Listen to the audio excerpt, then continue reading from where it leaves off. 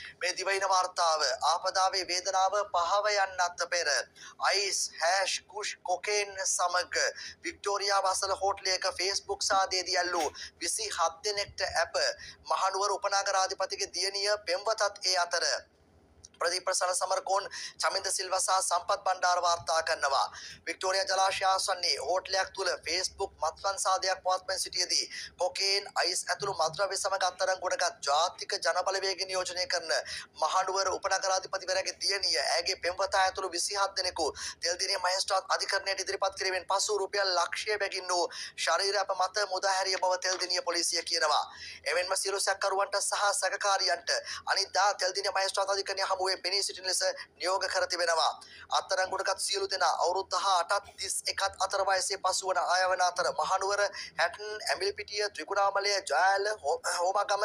දොම්පේ කොටගෙදර මීගමුව පූඩ්ලිය මුල්ලේරියාව අතුරුගිරිය ඇතුළු විවිධ ප්‍රදේශවලින් පැමිණි අය බව තමයි එම සඳහන් කරන්නේ. ආපදාවට පත් ප්‍රදේශයක මෙවැනි Facebook සාදයක් පැවැත්වීම ගැන එම විපතර පත් ජනතාව දැඩි අප්‍රසාදය පළ කර තිබෙන බව තමයි එම සටහනේම වාර්තා කර තිබෙන්නේ. සමහරවිට ආපදාවේ වේදනාව පහවයන්ටත් පෙර කියලා තියෙන්නේ. ආපදාවේ දුකට මේක සෙලිබ්‍රේට් කරාද කියලා දන්නේ නැහැ නේ. කෙසේ වෙතත් පෑලි ගිය මාසේ පෑලියොකඩ නාගරික මන්ත්‍රීවරියගේ පුතා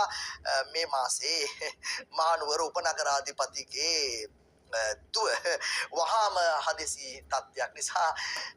ඩෝබි මල්ලිලා එවැගේම රතු තරුව මඩ ෆැක්ටරිය ආපදා සහන කණ්ඩායම් එවැගේම ෆේක් account සන්නහසන්නත් බලකාය තෙල්දෙනිය ප්‍රදේශයට වාර්තා කරන්න ඒ නිසා හදිසි තත්ත්වයක් වාර්තා වී තිබෙනවා පැලවත්ත ප්‍රදේශයේ තමයි මේ භූකම්පන තත්ත්වය ඇති වී තිබෙන නිසා සියලු කණ්ඩායම් වහාම කටයුතු කරන සමහර මේ ප්‍රමාණය මදි වෙන්න පුළුවන් ඒ වුණොත් NVQ level 4 සුදුසුකම් සපිරි සහතිකාතේ ඇති මල්ලිලා සහ නංගිලා වසර 10ක එක්ස්පීරියන්ස් එක සහිතව